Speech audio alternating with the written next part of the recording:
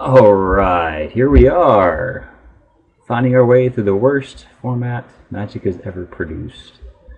So let's make the cards a little bigger. Here we got an interesting rare. We have the Dark Imposter. He's pretty good, quite a bomb, if you want to be the black drafter.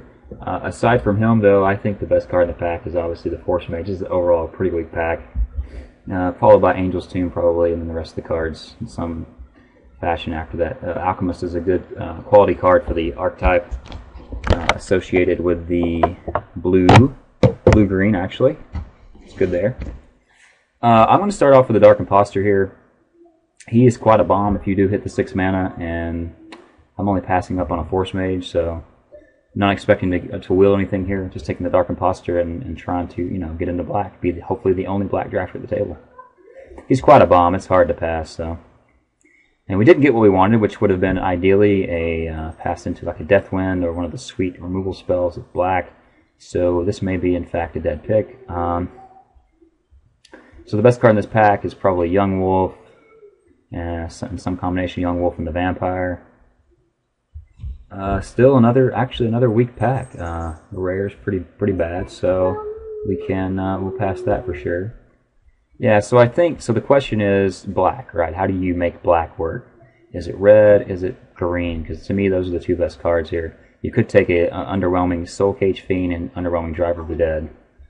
So I guess the debate is Soul Cage Fiend that much worse than Wandering Wolf? And I think it is. So I'm going to take the Green Wolf here. Green is probably the best color to splash off of. So I think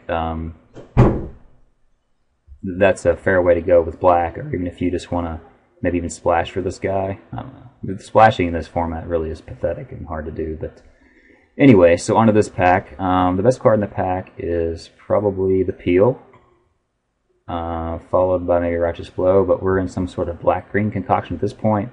I think I'm okay taking a Shade here. And look, I think that you can will a Grave Exchange, and so that's going to be a good litmus test for this to see if the Grave Exchange will actually to see if the Grave Exchange will come back around. Because if this spins, out of this pack, you probably are the only black drafter at the table. So I think Peel certainly is the best card. I think I'm willing to take an Evernight Shade here. I mean, if you do get the mono or mostly black strategy going, he's pretty good. Peel is good though. Let's take the Evernight Shade though. Okay, here we are on the 4th pick. This Mist Raven should not be here. I'm going to slam this. It's not even close. If I can get into blue, so if I had taken the Peel last turn, I probably would have been better off, but I didn't know I was going to be past a 4th pick Mist Raven, so this has got to be a good sign that I'm going to get blue the rest of this pack and blue in pack 3, so I'm going to slam the Mist Raven here. Blue-black is not that as bad as it looks. Well, I'm passing a key black card and Butcher the Ghoul, but we're going to take Mist Raven here and slam it and hope to get into blue. Alright, so here we got no playable black cards. We got 2 decent blue cards and nothing else really to note. I mean, the best card in the pack clearly is the Mad Prophet, but you just can't keep changing directions in this set. Like I said, it's the worst format Magic has created, a limited environment. I am inclined to take the Shield Mate. I do like Crippling Chill, and I think these cards, I mean, I don't know, at the end, whenever I build these types of decks, I get to the end of it and think that I'm light on creatures, because black doesn't offer, unless you're getting the premium black cards, doesn't offer a whole lot of decent creatures. So I'm going to pass on the Chill, even though it's a cool cantrip. I think at this point I just want to have a guy, and I'm going to take the Shield Mate, so. Alright, so here we get a good black card. There's an option of 2 black cards here, in fact. I'm quite the fan of Corpse Trader, and Undead Executioner is pretty good. I think they're both better than the Scrapskin Drake. The fact that he can't block is pretty important for this environment. So, I mean, because it's all about combat, there's not a lot of removal. I mean, if you have a lot of creatures to support besides the Scrapskin Drake, the evasiveness certainly is intriguing, but here I'm inclined to take the Corpse Traders over the Undead Executioner. The ability that he has to sack the guide is pretty important if you do get into some of the other key cards like the Homicidal Seclusion. So I'm going to choose that over the Executioner. Power level, it could go either way, but we're going to take the Corpse Traders here. So we continue to move ourselves further away from the green. Here it's pretty clearly a Marrow Bats. I do like an Aggravate, another Explorer, which is going to be bad news for us, but we're going to take the Marrow Bats. 3, 4, 5, 6, 7. I'm not going to will anything out of this pack because I wouldn't mind playing one Essence Harvest as a finisher for a black deck, but we've got 2 decent blue cards, and we have 3. This will be 4 of the good quality black cards, so we're going to take the Marrow Bats here. Alright, so here we get an option for a Soul Cage Fiend.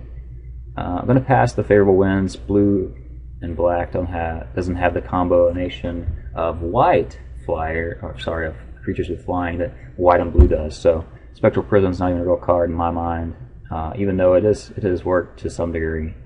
I'm going to take, I guess, the Soul Cage Fiend here to get an early drop. Another creature here. So the Scob and the Mist Raven are pretty good together, but he's a 6-drop. This is a 3-drop. Let's take the 3-drop. I've heard it said that whenever you have an option of 2 cards of equal power level, always take the one with the cheaper cost. So that's a fair assessment, I believe. So here the only real card is the Guise of Fire. Mass Appeal is an okay card if you're playing maybe the red-blue strategy or the white-blue strategy. So I'm inclined here, I guess, just to take the Ghostly Touch. The fact that this guy can't block humans makes it unplayable in this set, so we can take the Ghostly Touch here. I don't know if I get into some extra aggro format or form, I can make that playable, but for the most part, it's going to be a non-relevant card. So if we take 2 Soul Cage Fiends, which is what this would be if we select it over a Heavenly Scob or even over Essence Harvest, I like these as a one-of, but I think you have to take a playable creature over that.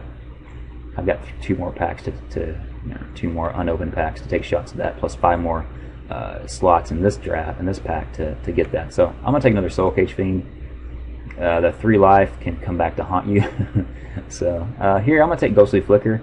I like it with Mist Raven. This is a good sign that I'm one of maybe only 2 blue drafters at the table. So I'm going to take Ghostly Flicker, not passing much. So here we get a Polluted Dead, which is a playable card, I guess. So you can make them discard if you have the highest power creature.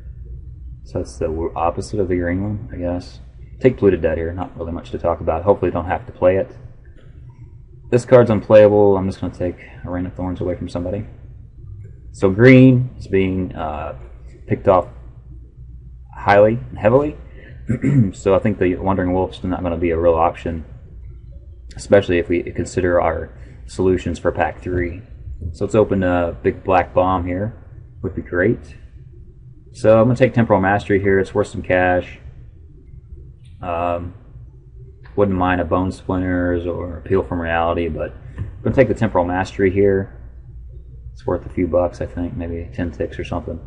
Definitely taking that. Next in the pack is probably the Pilgrim and a Vacuum. But for the blue-black strategy that we're pushing for, Mastery will work okay. And wouldn't mind Appeal from Reality. Would love to see Appeal or Bone Splinters for wheel. Cruin Striker, I'm beginning to grow to like more and more each time I see red played or play red. So we're taking Temporal Mastery here. It's not even close. You always take the money when you're a poor drafter like me. So run for the money, they say. So here the question is, do I want a okay flyer or do I want an okay 6-drop? I'm not seen any green in pack 1. I'm gonna take the Malfell Twins here. There just really isn't a lot in this pack for what I'm in. Don't really want a 6-drop, but I don't know if I want a 3-drop that can't block. So I guess that's the debate. When he does die, you get some bonus. But so we like to not play the Malfell Twins. We like most of these other guys. Not playing the Wandering Wolf. Hopefully I don't have to play the Ghostly Touch. I really need some 2-drops here. So maybe that's a reason to take a 3-drop. There's just not a lot of options here. Another horrible Mythic card. Wandering Wolf's the best card in the pack. Let's just take the... Alright, we'll take the Drake. Alright, here we go. Lightning Prowess is a solid card. Ringleader is nuts. All I have is a Ghostly Flicker or a Scrap Skin Drake. I would like to take the Prowess here, but I'm going to have to stay on color. Take another Scrap Skin Drake. Hope to will maybe a Ghostly Flicker. A lot of good red cards are coming through. Here's the key humans and the red strategy. And I even like this card. This card is quite insane in this format. But we're going to take the Drake here. None other options. Maybe I will a Flicker or even a Predator's Gambit. Might be playable. So here another red card. A Mythic Red here is passed to us, but I don't think it's worth anything. So we have an option for a Stern Mentor, which is a win condition. Not seeing a lot of black besides pack 1 in this pack, but we're going to take the Stern Mentor. He's a 4 mana 2/2. I really need 2 drops. Yeah, it's definitely Mentor. I mean, none of these cards are comparable. Pillar Flame in a vacuum might be a better pick, but I've grown to like it less and less in this format.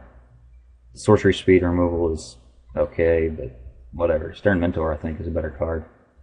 Could make a case for Malignus, but I'm going to stay on color here and take Stern Mentor. So in this pack, we have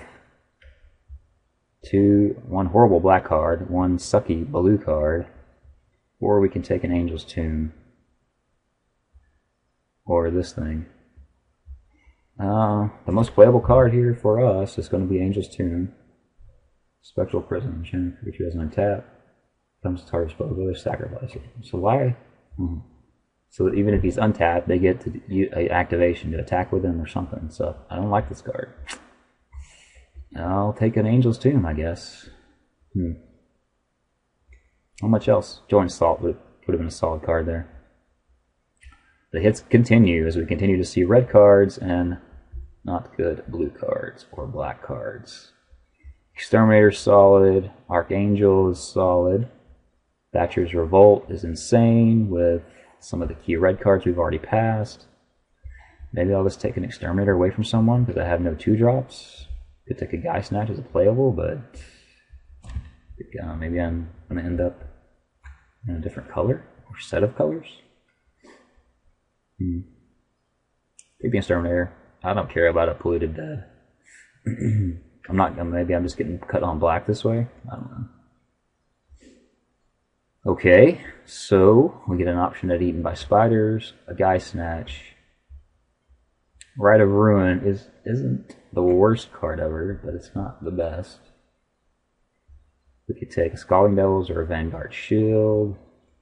The fact that we have no 2-drops in our colors is quite alarming. So, as you always find yourself in this format, you start trying to look for options and solutions to your problem, which is typically being screwed over or cut in a color. I want to take Guy Snatch. I'm definitely playing blue. A one of is okay. Alright, here we get a gift and a Wingcrafter. We just need an early drop, and I'm going to slam that here. Yep, Wingcrafter. Alright, here we're going to get a 2-drop and a Haunted Guardian.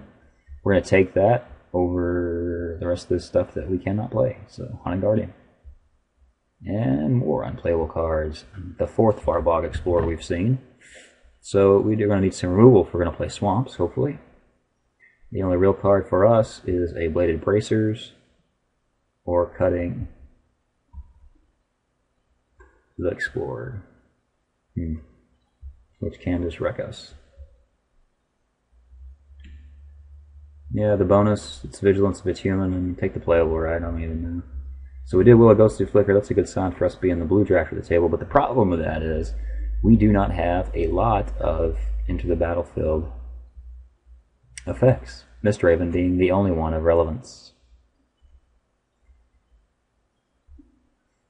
So we're going to take it here, hoping to will all the awesome blue Enter the Battlefield cards in pack 3. Here we're going to hate out a Voice of the Provinces. No, maybe just take a Scrapper. We might end up being forced to play it. Here we're going to pass the Hunted Ghoul and take the Midnight Duelist. Here we're going to cut a Midvast Protector. So yeah, this is where you typically find yourself in Avacyn. with some weird deck that you're not entirely happy with. So first picking the Imposter probably was a bad idea, but he's insane, so I think he is justified. Anyway, so here's more of the key red cards for the Humans red deck. But for a black and blue mage as myself, we have a Ghoulflesh or a Searchlight Geist. So the way this deck is shaping up, I'm inclined to take the X1 removal spell, plenty of 3 drops here. Yes, so 2 Ghostly Flickers can help protect the Dark Imposter. Well, we can just take an Evernight Shade, I guess. But we're looking more and more like not the mono black deck which he shines in. So it's really Ghoulflesh or a Searchlight Geist. Just for the simple fact that we have so many black playables, we need to maintain the black relationship with our blue colors. So do I want a Ghoulflesh or a Searchlight Geist? I'm going to take this Ghoulflesh. I've got a couple flyers. Yeah, I'm going to take the Ghoulflesh here. I mean, I like Geist, but I just look at the low end of my curve. It's just it's a curve consideration is all it is. Alright, so we get a gift in Barter and Blood. I'm going to take that just because of obviously because of my low drops here. If I have this in my opening hand, I can play into the fact that I don't have a lot of 1s and 2 drops and hopefully get them to extend out a little bit and make them pay. So yeah, it's definitely Barter and Blood here. I would play Undead Executioner and would love for that to wheel, but I just don't see it happening. So Armaments 1, Wrath 2, Blow 3, Ranger 4, Wolf 5. Yeah, so, this is probably going to go 6th or 7th pick. But it's not going to wheel back, so we'll take Barter and Blood though. Alright, here we get another shot at Corpse Traders. We're going to pass it though, because we're going to take the removal spell. But we definitely need the Deathwind. We're going to take that. I do like a Corpse Traders, but I don't have any. I only have one of the Undying. I have one Shade that really is not looking good in this deck. But yeah, I'm going to take Deathwind definitely over Corpse Traders. If I had a couple of the the 2 cast cost 1/1 Undying, I would probably consider a Corpse Trader a little higher. But I'm going to take Deathwind over Wingcrafter and Corpse Trader. Not much else to say. Alright, here we go. There's a cool Cold Knight Commander. He's awesome in the white-red Humans deck. Basically him and Thatcher's Revolt is pretty insane. But here we're going to take another Ghoulflesh and certainly play it. Would certainly love to wheel the Crypt Keeper, Shieldmate, or even the Haunted Guardian would be okay on the wheel. But yeah, we're going to take the X1 removal spell and hope that can get us there. It's going to be good against the white-red Humans deck, but wouldn't mind a Shieldmate. Would prefer a Crypt Keeper, but we're going to take a Ghoulflesh here. Okay, so we get a shot at a Smuggler, or a Amass the Components, or a Bloodflow Connoisseur. We do not do we have any of the key black cards. So his ability to sack has gone down in value substantially. Grave Exchange might just even be a better card here, or Amass the Components. The Smuggler, it's pretty good, but I would like more Enter the Battlefield effects. And I don't have them. So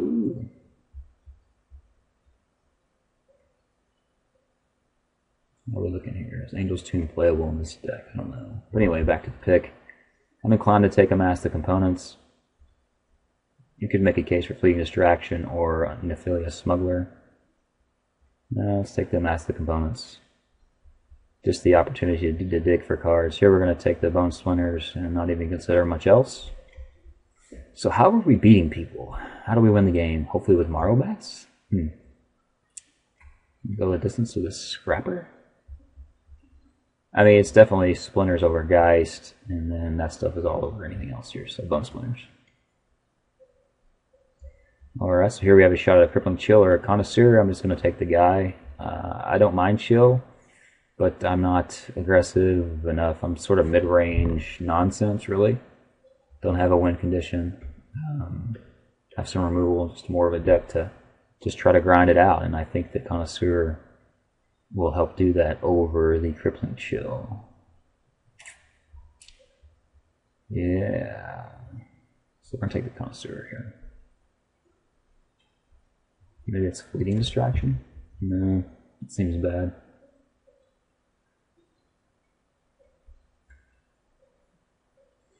Alright, here we get a gift. We'll take it. Definitely going to slam the Morrow Bats just to give us another win condition. Yeah, not much to say there. Passing a white card or two. Feels like white-red would have been insane in this pool for me to be drafting, but we'll take Morrow Bats. Yeah, here. So this, why is this guy willing, right? I can take a rare, I can cut a card from somebody, a playable from someone. I think I need to cut the playable. This is not a rare I see playing at any point. I'm more inclined to someone to have a worm and an Inquisitor. I'm going to cut the Inquisitor. Yeah, not much to talk about. Not going to play this 5 mana zombie. Well, he might work with your Lone Stern Mentor, but we're going to cut a guy here.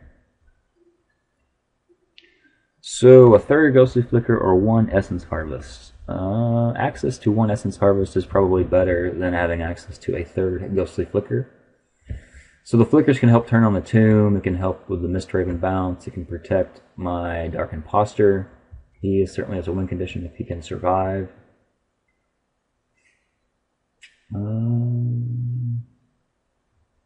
Yeah, Essence Harvest for sure.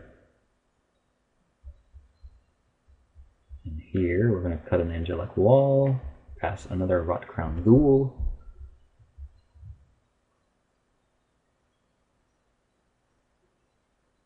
Yeah, and then this kind of just stops my whole team. Yes, take that. Hey, we got a Crypt Keeper. We're going to take it and probably end up being forced to play it. So, speaking distraction or not playing, or cutting the Duelist. Put the Duelist. Yeah, that card. Alright, so let's see what we can build here. This is pretty much it. There'll be a few cuts made from the deck. Angel's Tomb is not that good in this deck. I don't know if I need to cut it or not, though. Didn't get a Homicidal Seclusion. So someone else must have got a couple of those on the other side of the table, because I was seeing some black, but you know, I think I didn't see the key black cards. Some of the early ones didn't come back around. Maybe I forgot about this. Maybe I should have been drafting the Rot Crowners. If I'd had 2 Stern Mentors, I probably would have pushed that, but I didn't get to, so. Schoolflesh, get in there. Crypt Keeper, get in there. Commissary, get in there. Dark Imposter, definitely. Harvest, maybe. Soul Cage Fiend, I think you have to get in there. Corpse Traders, get in there. Nightshade, you're on the block. Bard and Blood, thankfully I got 2 Morrow Bats. Plunder of Dead, and a Deathwind. So there's 23. 23 cards that makes up quite a horrible deck.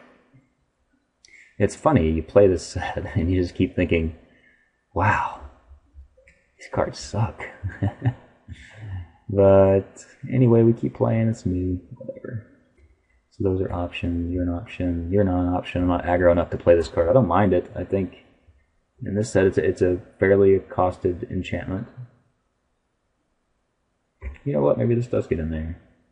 Being able to untap my guys, yeah, this is a consideration. So the fact that it can give a guy vigilance, basically, or shut down one of their guys, could make it a playable. So we are not in any of these green cards, we're not playing this red card. Maybe the Rot Crowners was not too bad. I was not thinking mill with only 1 Stern Mentor, but mill could be a way to win. So here we go, alright. So I've got to think hard about how I want this deck to play out. Scrapper's a playable. Let's see what kind of humans I got going on here. 3 humans. Then the question is, would I play Bracers just for the pump? The answer is no. Okay. So then that leaves us this array of cards. Maybe a Ghoulflesh is just a one of in this deck. Maybe a Ghostly Flicker is just a one of, in fact.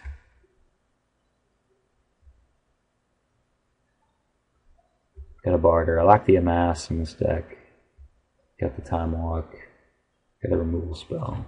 So 3, 4, 5, 6, 7, 8, 9. So if I wanted to add creatures, so I think this is going to put this out. Because I want to play anything, I want to play a creature, or I'd play one of these other cards over that. So I probably do want a Haunted Guardian just to help prevent against the sick red blowout that could possibly happen to this deck.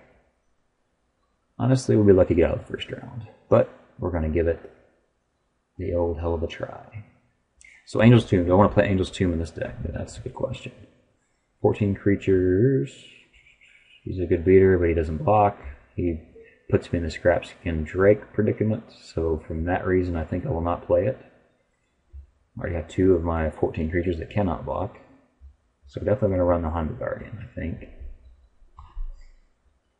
He could do some work lifting off a Soul Cage Fiend, or even a Traders or Shieldmate. So I think it's really coming down to my non-creature spells. I mean, even one Scrapper, one of wouldn't be bad in this deck. Or even like Wing Crafting up a Scrapper for some reason. So I think I need to play the Ghoul Fleshes just because of what's happening in my curve here. I'm going to play the Temporal Mastery simply because it's a miracle, and there's no point to play this set if you don't want to play with miracles. Deathwind is a removal spell. Barter Blood helps for the fact that I don't have a lot of 1 and 2 drops. And so I think it's really between cutting a Mass of Components or Ghostly Flicker. So the fact that I have only 1 Enter the Battlefield effect, I will cut a Ghostly Flicker. So the second one makes sense with the Angel's Tomb if you really needed to get the activation going. 1 Ghostly Flicker I think is solid again in order to protect an Imposter or a Stern Mentor that's not equipped or not soul bond to a Shieldmate. Yeah, so I think this is going to be the deck. It's probably going to be a 1-1 deck here in this 4-3 queue, but we're going to give it a shot. I mean, I don't know, whenever the red started flowing in pack 2, it just felt like it was too late. And if you waffle in this set, even midway through, really even pack 1, but it was pack 2 before I started to notice that there were a ton of green cards coming. And they continue to come in pack 3, so I understand that you guys are probably yelling at me for that, but you just don't know what you don't know, and in this set you almost have to stay with lackluster cards in order to make sure you have a playable 23. So in this set, in this round, I even had some options to play, right? Could have played a Tomb, you know, a Scrapper is late, but I was really debating for these 5 cards. So we'll just keep a note of the Guy Snatch for the sideboard. But anyway, I think this deck's going to be okay. Hopefully we can get out of the first round, get to the second round, and if we luck up, we'll make it to the finals. But this is probably a 1-1 deck in this 4-3 queue. So I will. This is what I'm going to run, and I'll see you in the first round. Oh, let's do land first. Right? Everyone wants to see the land. I know you do. So this is a 23 we're running. Am I a 24 card, 16 land deck? That's a good question. No.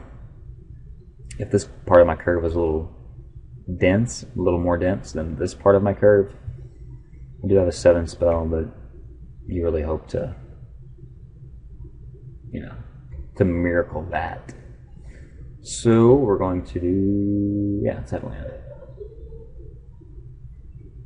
So look, we're a little heavy on the black, believe it or not.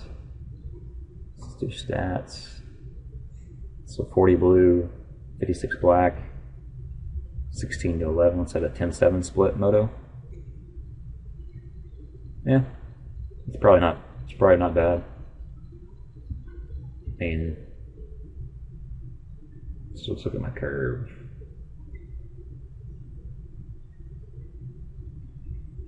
So yeah, I really want the black early.